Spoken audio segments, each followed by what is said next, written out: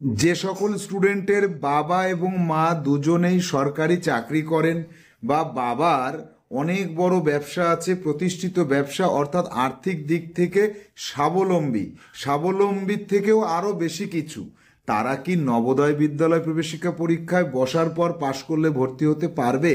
বা কেউ কেউ প্রশ্ন করেছেন যে স্যার, ওইখানে ভর্তি করতে গেলে বাবা মায়ের ইনকামের লিমিট কত? বিষয়টা কিন্তু একটা গুরুত্বপূর্ণ বিষয়।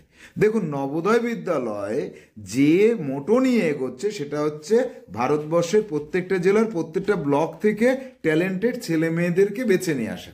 এবার এই ট্যালেন্টেড ছেলে মেয়েরা বাবা মায়ের ইনকামের উপর ডিপেন্ড করে তার ব্রেনের ট্যালেন্ট আসেনি এই জায়গাটা।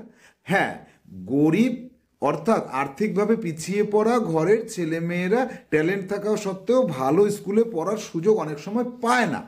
তো সেই জায়গা থেকে দাঁড়িয়ে গ্রাম এবং শহর এই যে একটা বিভাগ করেছে এবং একটা কোটা তৈরি করেছে।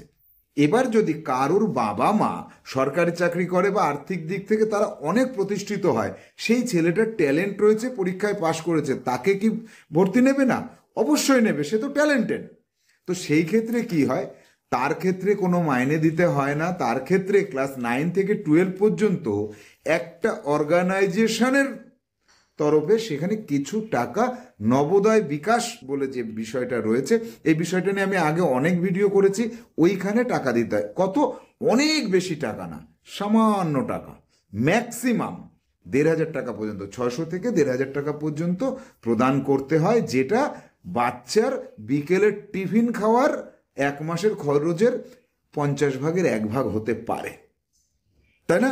যারা অনেক ধনী তাদের কাছে সামান্য টাকা। তো ইনকাম লিমিট নিয়ে চিন্তা করতে হবে না, ইনকাম কত কম সেটা নিয়েও চিন্তা করতে হবে না। মেন বিচার্য বিষয় ট্যালেন্ট।